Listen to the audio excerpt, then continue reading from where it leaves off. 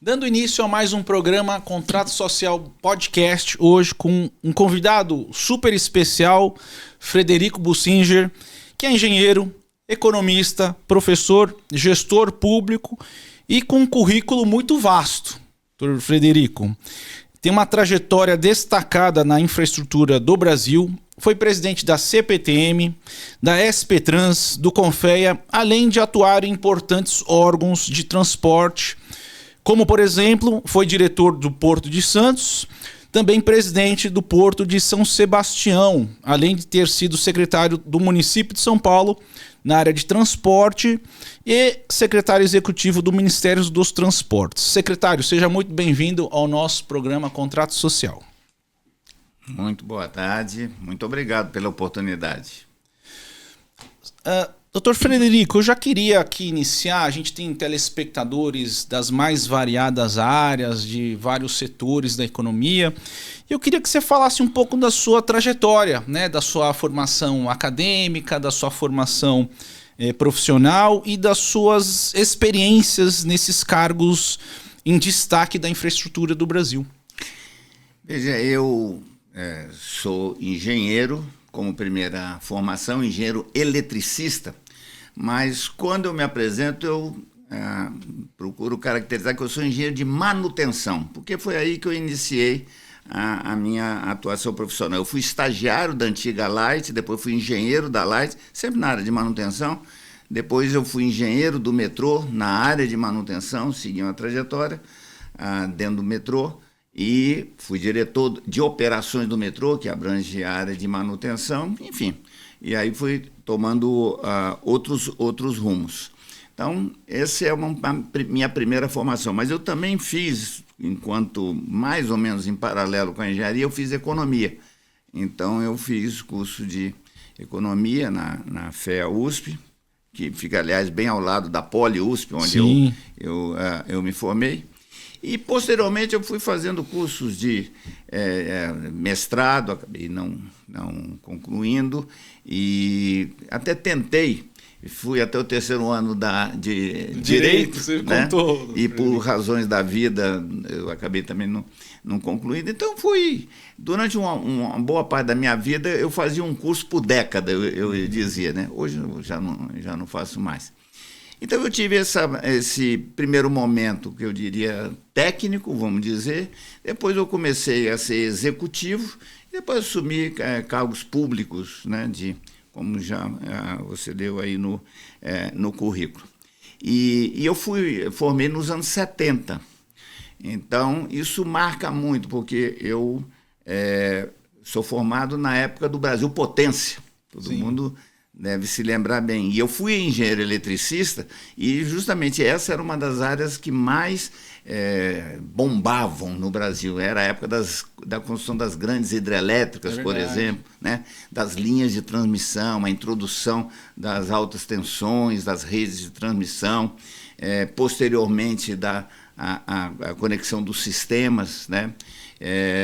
Então era uma época assim do Brasil de grande desenvolvimento, construção de estradas, né? Então o Brasil teve a Ponte Rio-Niterói foi um grande marco dessa época. Então é um momento. A usina de Itaipu foi também nessa época? A usina de Itaipu um pouquinho depois, enfim. Então eram épocas. Eu acompanhei bem de perto a construção aqui de Jupiá e Ilha Solteira. Esse é bem da época da escola. A gente ia visitar com os professores e a construção.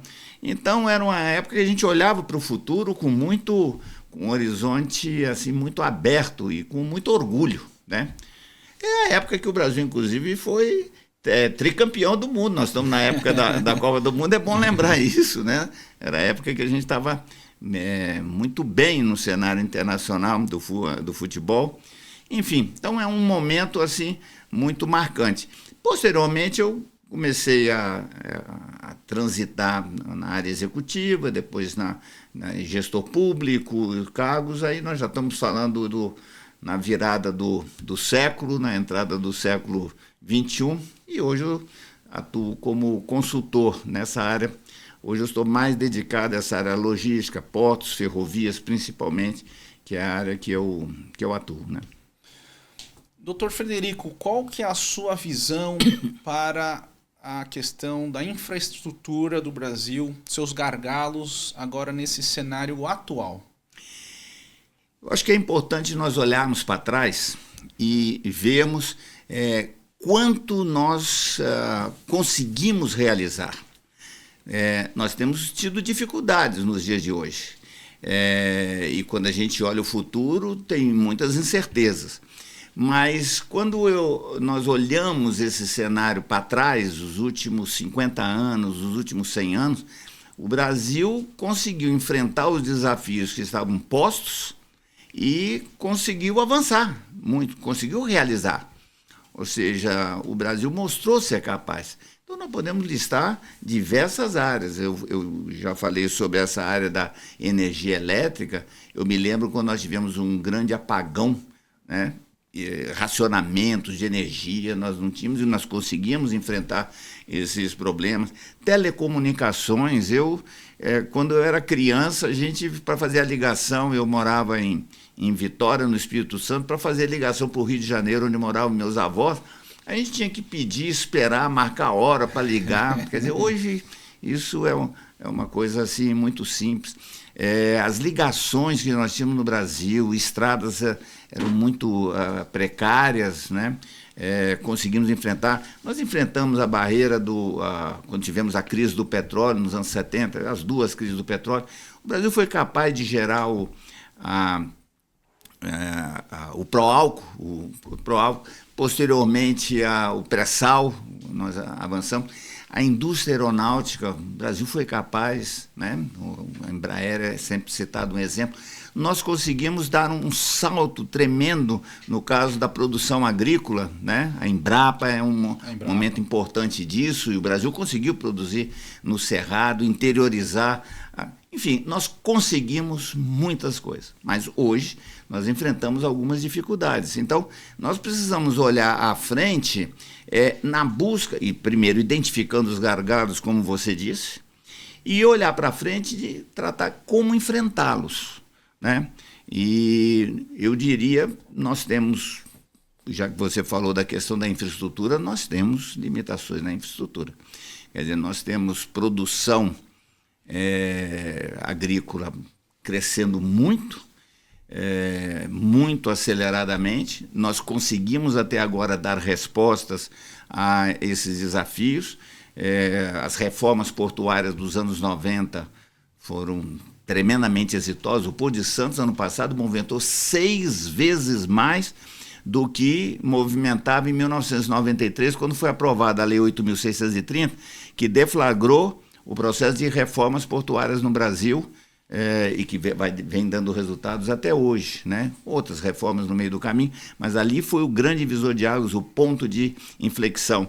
As concessões ferroviárias, é verdade que hoje nós temos uma malha que é mais ou menos 1/3, digamos, 40%, 1/3 do que já foi no passado, mas esse 1/3 está funcionando muito bem. Nós tivemos crescimentos expressivos na movimentação ferroviária, renovação de frota, investimentos em sinalização, muitos avanços nós tivemos em diversas áreas. Um fato completamente novo que não se falava. Hoje o Arco Norte, o chamado Arco Norte, é uma realidade. Então nós temos...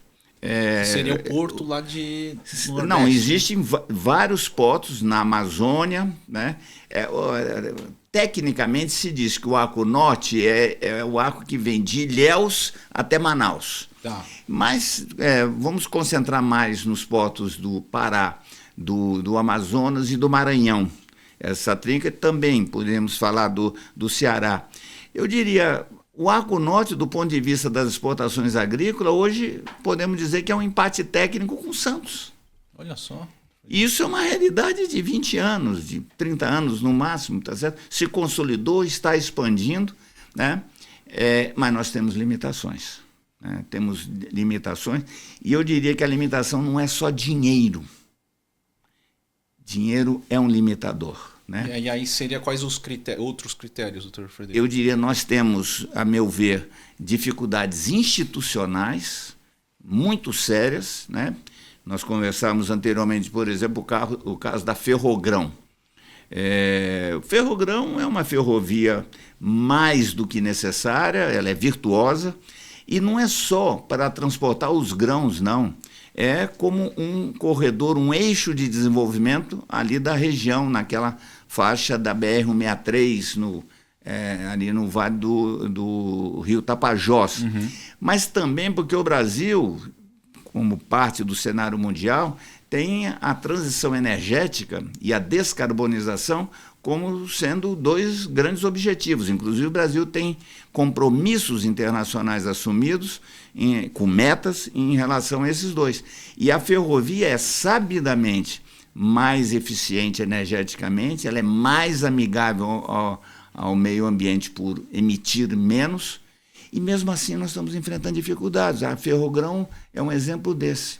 Então nós precisamos estudar mais as razões pelas quais nós estamos encontrando obstáculos para se avançar, né? E nós temos. E quando eu digo, tomei o caso da Ferrogrão, mas nós também estamos enfrentando dificuldades em portos, em produção de energia, em redes de transmissão. Por exemplo, no Nordeste nós temos um superávit de produção de energia renovável, energia elétrica renovável, e que não tem linhas de transmissão capazes de exportar. Veja que situação nós chegamos. Ou seja, tem a energia, mas não tem a rede de transmissão. Então nós temos uma descoordenação de planejamento, tá certo? Então há que se avançar sobre esses aspectos. Eu acho que precisamos melhorar a coordenação do planejamento nosso e a execução, que é onde nós também enfrentamos grandes dificuldades. Doutor Frederico, na sua opinião, quando a gente está lidando com questões de portos, especialmente portos, né, que eu acho que é um tema importante, que você tem muita experiência, eu queria fazer duas questões aqui. Sobre o TECON 10, que é uma área da área de Santos, que você já conhece muito bem, e também que você falasse um pouquinho de São Sebastião, o Porto de São Sebastião, que também é possível, existe um gargalo muito grande nesta região. Sim, o Brasil como um todo tem gargalos portuários, a região sudeste em particular, e mais particularmente o segmento de containers. E eu digo que quando nós olhamos e falamos de saturação, nós não temos que olhar o hoje, porque a implantação de um terminal, de um novo terminal e de uma nova cadeia logística é coisa de 3, 4, 5, 7, 10 anos. Então, o hoje, do ponto de vista logística, 2030, 2035. Então, quando a gente olha nesse cenário, nós não temos condições de atender adequadamente. O TECON 10 é uma solução específica no Porto de Santos. Ele tem várias limitações do ponto de vista de layout, do ponto de vista de inserção dentro do porto, na articulação com os acessos. Ele tem várias limitações, mas ele é um terminal mais do que necessário. E esse é um exemplo prático. Onde é que ele está empacando? Não é nas questões técnicas e nem na possibilidade, nem nos recursos necessários para implantar, porque existem vários interessados. Nós estamos empacando nas indefinições e nos zigue-zagues institucionais. Então ele bate no Ministério, ele bate na ANTAC, ele bate no TCU, bate no CAD, e nós não temos uma decisão final. E, eventualmente, até tomada uma decisão, vai ser judicializado, que é um problema, uma epidemia brasileira. Sim. Então a gente... E aí perde-se completamente o controle sem saber o fim da linha. Sim. Agora, além do TECON 10, que eu digo, é um projeto importante, dentro do aumento de capacidade que nós falamos, mas eu diria uma pena, e eu diria no limite até um crime de lesa pátria, não se dar curso ao projeto de São Sebastião. Porque São Sebastião é um dos melhores sítios portuários do planeta. São poucos os sítios que têm a profundidade que tem, profundidade natural, não exigência de dragagens regulares.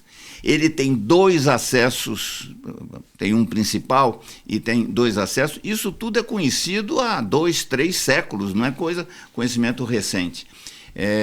Portanto, ele tem um enorme potencial. A Petrobras, através da BR, já explora no terminal, no Tebar, né, os navios de 200, 300, 400 mil toneladas, os petroleiros já operam lá, o que demonstra viabilidade. E isso poderia ser utilizado também para os conteneiros. E o projeto patina. Quer dizer, eu fui presidente até 2011, início de 2011. O projeto já estava pronto, ele foi licenciado ambientalmente em 2014, portanto, em condições de ser implantado, e até hoje está patinando. E uma coisa que eu não consigo entender, o cronograma de São Sebastião está amarrado ao cronograma do Tecon 10. Porque acham que tem que se fazer o Tecon 10 primeiro, para depois fazer São Sebastião. Como o Tecon 10 está amarrado, amarra-se também São Sebastião, o que é incompreensível, tá certo? Então, na verdade, assim, na sua opinião, doutor Frederico, o Brasil perde essas oportunidades por limitações logísticas. Exatamente. Ou seja, na medida em que você opera acima, no limite da sua capacidade, você tem perdas. Numa analogia, bem, na engenharia nós temos perda de calor, ou seja, a produtividade cai. Um exemplo prático, o Santos já operou com 130, 140 contêineres por hora, em termos de eficiência. Hoje raramente passa de 100. Por quê? Os pátios estão lotados, os acessos estão congestionados. Então, isso tudo causa perda de eficiência global. E onde vai bater isso? Nos custos. É claro que isso vai bater lá na frente nos custos, né? Então, existe mais ou menos uma regra assim, que os americanos chamam de thumb rule, que é o seguinte: o porto tem que operar em 70%, até 70%. Até 70%. Passou de 70%, ele já começa a ter perda de eficiência. Santos está operando acima de 80% e em casos acima de 90%. Então, porque já está no limite do Está no limite. E quando a gente olha 1 ano, 2 anos, 3 anos para frente, fala onde que isso vai parar, né? Doutor Frederico, hoje eu deixei meu filho na escola, saí andando ali pela ponte do Morumbi e o trânsito travado, né? Parado. Você está ali olhando ali, o carro não se mexia, tal. Você pega a Marginal Pinheiros. Aí a minha pergunta: o senhor presidiu já e dirigiu algumas das principais empresas de mobilidade do país. Como as grandes cidades podem equilibrar crescimento urbano e eficiência no transporte público? Veja, primeiro é preciso que nós tenhamos o transporte público como a prioridade 000. E isso não é o que está acontecendo hoje. Nós até já tivemos nos anos 80, 70, 80, até o início dos anos 90, o transporte coletivo, o transporte público, ele era prioridade, e isso se manifestava nas decisões de investimento público, de gestão pública. O metrô de São Paulo é uma escola de excelência técnica, gerencial, mercadológica, relação com a população. A população gostava do metrô, a população olhava o metrô como assim, um orgulho. Sim. Né? Isso já caiu, tá certo? E depois que, se nós olharmos as estatísticas, nós temos tido uma retomada do transporte, da participação do transporte individual. E dentro do transporte individual, nós temos tido nos últimos anos a proliferação, por exemplo, do transporte das motocicletas. Sim, bastante. Muito. E isso tem crescido bastante. A pandemia deu um grande impulso ao delivery. Portanto, foi mais um incentivo que se tinha ao transporte de motocicleta. Os aplicativos também, né? Os aplicativos, exatamente. Os delivery, os aplicativos deram um impulso e aumentou muito. Então, eu diria, esse crescimento do transporte individual, seja ele o carro, seja ele a moto, E sem ordenamento, a indisciplina no trânsito está crescendo muito. O trânsito não depende só da infraestrutura. A infraestrutura é um dos instrumentos. O veículo é outro. Mas a disciplina da população, tanto dos motoristas, quanto dos usuários, quanto dos pedestres, é essencial. E eu vejo, eu ando, eu já fui corredor, hoje não corro tanto, em competição não mais, mas eu ando muito, eu ando uns 100 quilômetros por mês, 100 a 120 quilômetros por mês. Então eu conheço muito a região pelo chão e eu vario os circuitos. E eu vejo, eu já fui atropelado por bicicleta quase 30 vezes. Eu até parei de contar, tá certo? Porque há uma hierarquia, o pedestre tem a prioridade absoluta. Depois, a bicicleta. Uhum. Mas isso parou de ser respeitado. Você quer ver outra coisa que está acontecendo em São Paulo? O pessoal andar na contramão. Não respeita o sinal vermelho, por exemplo.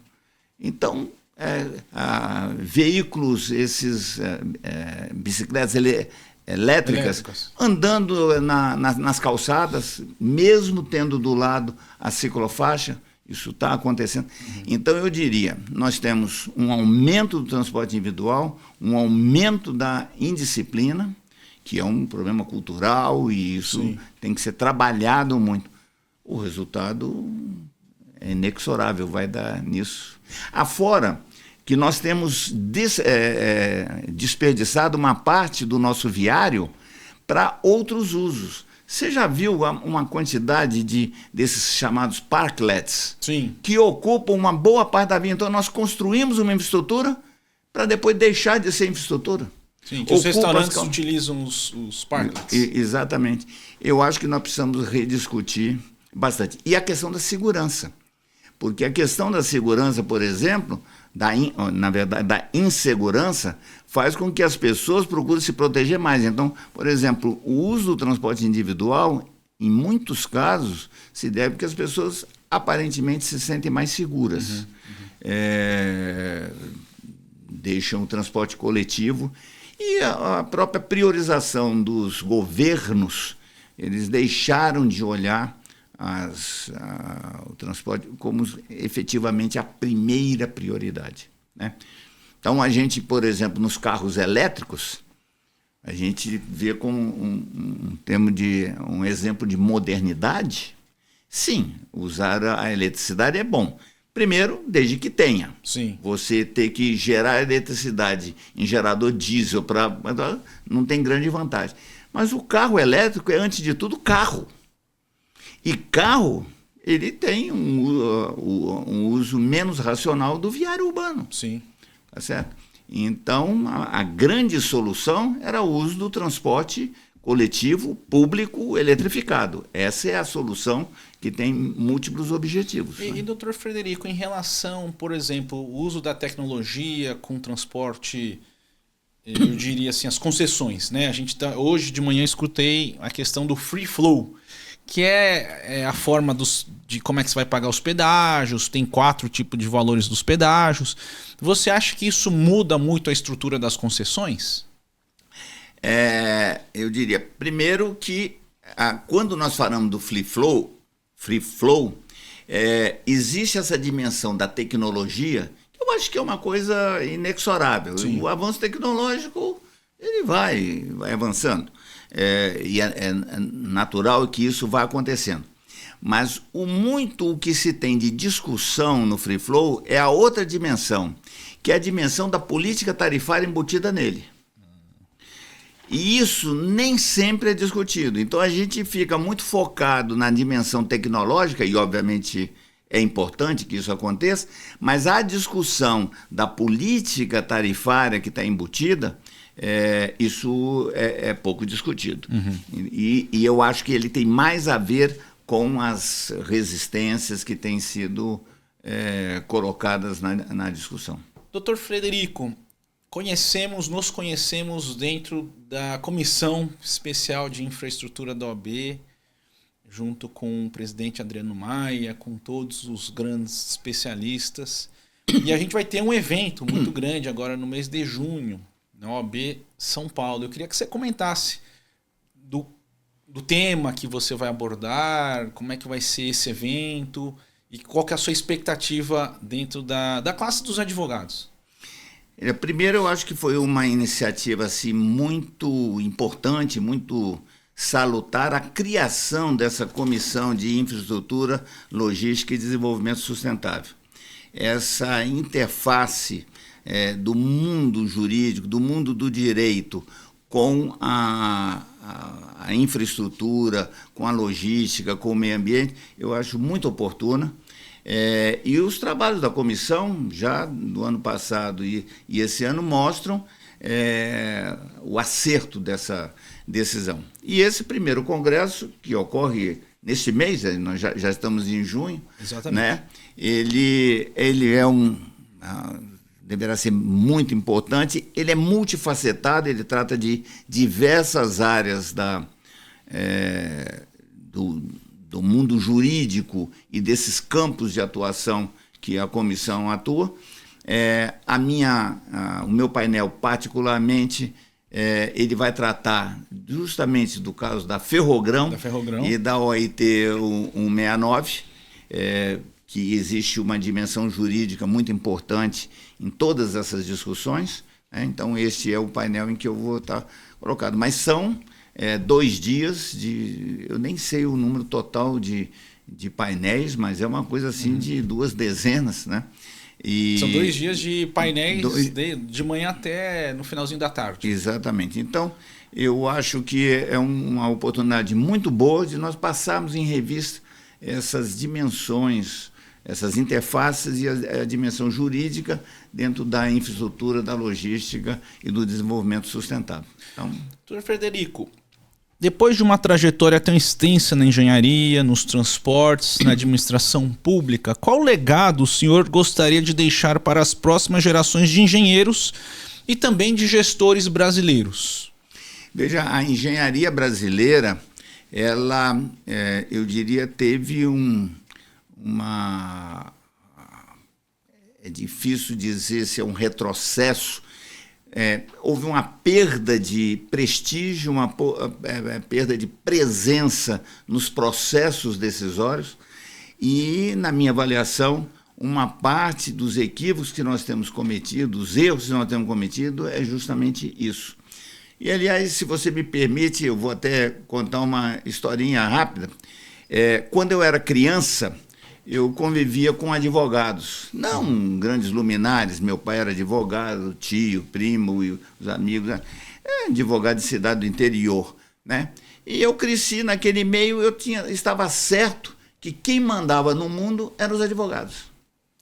Depois eu fui estudar, eu já contei, eu fiz engenharia na época do Brasil Potência, o Andreasa era o grande nome da época, né, o realizador, e eu tinha certeza que quem mandava no mundo eram os engenheiros. E hoje? Talvez até tenha influenciado a minha. Depois eu virei executivo e participei do programa, era da Comissão Nacional de Desestatização. Eu tinha certeza que quem mandava no mundo eram os economistas. Hoje, eu diria o seguinte, eu estou quase dizendo que quem manda no mundo são os marqueteiros.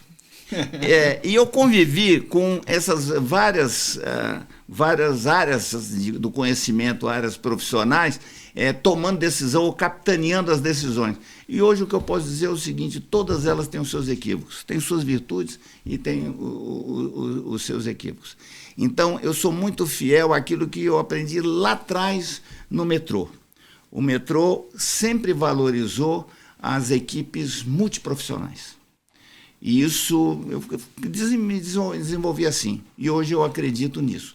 Então, toda vez que nós temos essas decisões unilaterais, eu acho que nós estamos fadados a pelo menos tomar decisões que ficam aquém do ótimo, vamos dizer assim. Nós poderíamos ganhar se nós tivermos evolução, participação multiprofissional. E eu acho que está faltando engenharia nos nossos processos de tomada de decisão. Hoje nós tenha processo, um procedimento. Eu acho que no planejamento, nós demos exemplos aqui da judicialização. Eu acho que a dimensão jurídica hoje, ela pesa muito no processo decisório. Tem suas virtudes, mas eu acho que tem também as suas limitações e eu acho que nós precisaríamos equilibrar um pouco mais. Agora, quando eu olho para frente, eu não digo para os futuros engenheiros, não, eu não estou fora, tá certo? Eu quero e tenho um prazer em estar envolvido nos projetos, enfrentar os problemas, os desafios, ajudar a construir. E eu acho que essa visão, esse espírito público, espírito coletivo, é uma outra coisa que nós precisamos retomar. Esse sentimento individualista, esse sentimento muito voltado para si, olhando para o umbigo, para o meu direito, essa coisa exclusiva, eu acho que isso cria boa parte da dissensão, das tensões sociais que nós estamos vivendo, eu atribuo a isso. Então, eu acho que está faltando a retomada dessa visão do espírito público. Eu cresci na época das diretas, quer dizer, comecei profissionalmente na época das diretas já. Uhum. E a gente olhava para o futuro, aquela geração, e achando que nós íamos resolver os problemas do Brasil, acreditando nisso. Esse espírito hoje é difícil da gente ver.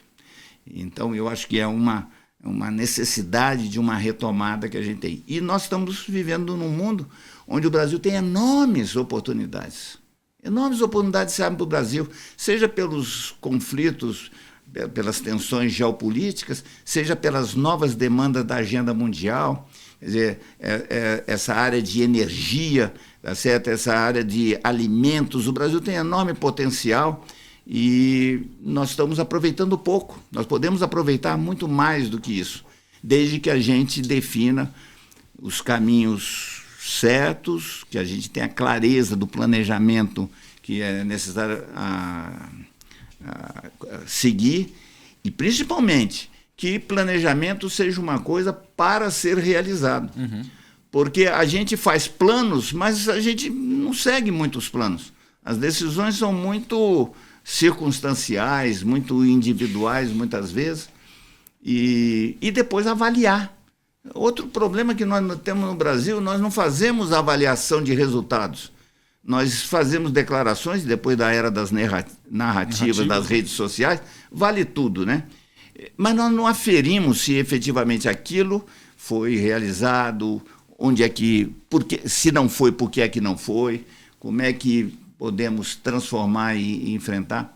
Então, acho que nós temos muitos caminhos a serem corrigidos para a gente voltar ao passo de um desenvolvimento com todos os ingredientes que a gente fala, seja ele na linha econômica, de inclusão, de desenvolvimento social. Doutor Frederico, a gente está aqui já próximo ao fim do nosso programa, mas antes disso, te abrir agora o espaço para as suas considerações finais. Eu diria o seguinte, tem um tema que nós não falamos aqui até agora e que eu acho que ele está no centro da pauta de praticamente todos os demais assuntos, que é a questão do crime organizado. Sim. Se nós não enfrentarmos adequadamente esse tema, eu diria que nós teremos dificuldades, seja de implantar infraestrutura, seja de transformar a educação, ter uma saúde abrangente, inclusive para a população. E são tantas as nuances desse tema, e eu vejo que nós não adotamos isso e não a discussão pública, as nossas lideranças, a nossa elite, o mundo político meio que trata isso ao lado, quando não está envolvido e comprometido. Essa decisão recente do Trump, eu acho que tende a jogar luz internamente no tema e espero que nós nos mexamos em relação a isso, porque certamente compromete os outros setores da economia. Os outros itens da pauta, da nossa pauta de desenvolvimento.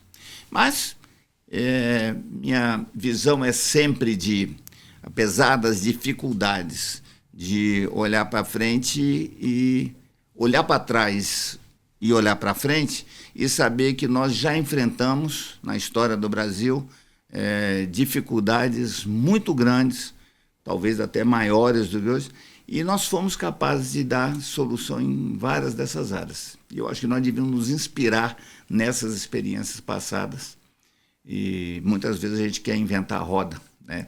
Então, nós temos experiências que podem nos ser úteis nesses desafios futuros, né? Pessoal, quero agradecer a presença de vocês até este presente momento e fazer aqui um agradecimento especial ao Frederico Bussinger, que deu uma aula de infraestrutura aqui para o nosso programa Contrato Social Podcast. Secretário, muito obrigado pela sua presença no nosso programa. Muito obrigado, eu que agradeço. Até o próximo programa Contrato Social.